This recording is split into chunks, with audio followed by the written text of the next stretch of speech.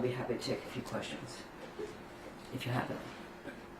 Ms. Allred, other than holding a press conference like this, what more can you do to try to compel the government to release what you're asking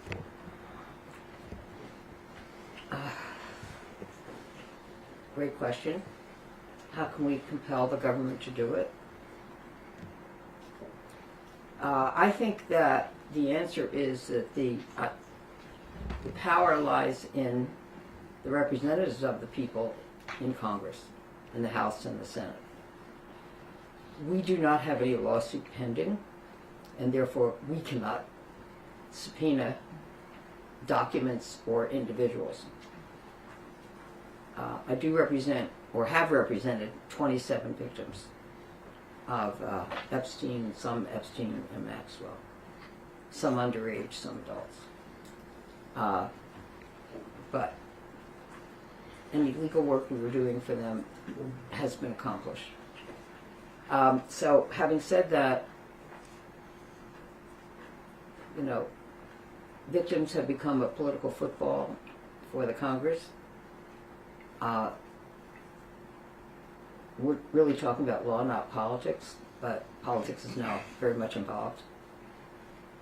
And so the answer is it's going to be up to them.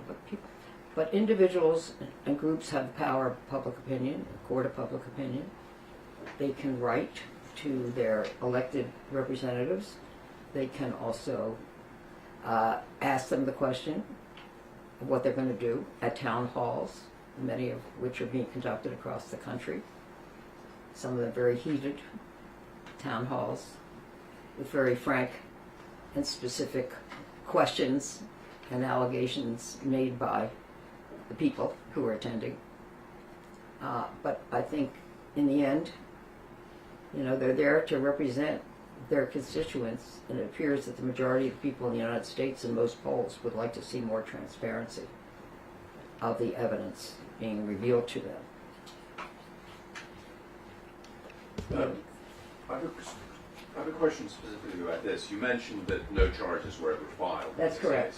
Can you talk us through the Not process? in this case. Right. Can you talk us through the process between police report being filed and no charges? Was there anything potentially nefarious in that process? Any sort of cover-up you're suggesting there?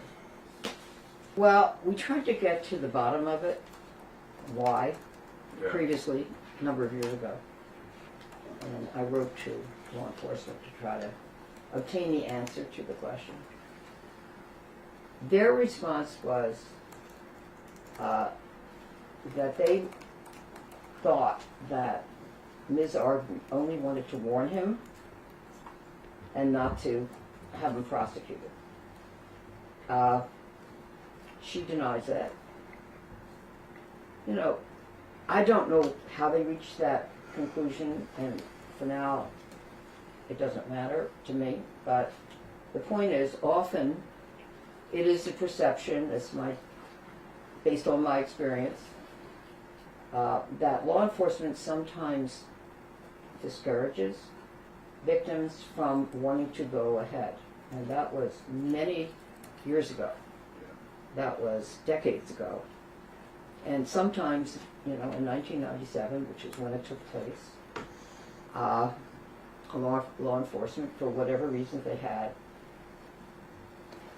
you know, might have discouraged them. Alicia has alleged previously that she did want to file a police report, that she was discouraged the first time, but then she went back and insisted on being able to file a police report. And she did.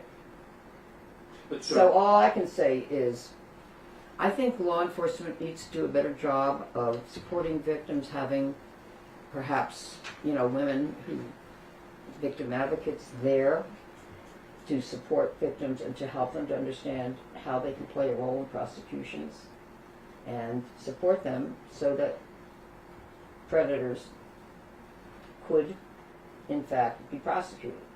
But I'm saying her position is she wanted him prosecuted, she would have testified. Right. But So that's, you don't have any evidence that there was an actual sort of cover-up here. It was potentially just how these things were handled kind of badly, you know, at that time. My understanding is that they did contact Mr. Epstein, that was law enforcement, and he denied it. Okay, What a surprise. thanks. I don't know whether or not they ever contacted Mr. Rexner, who was owned or was the head of Victoria's Secret.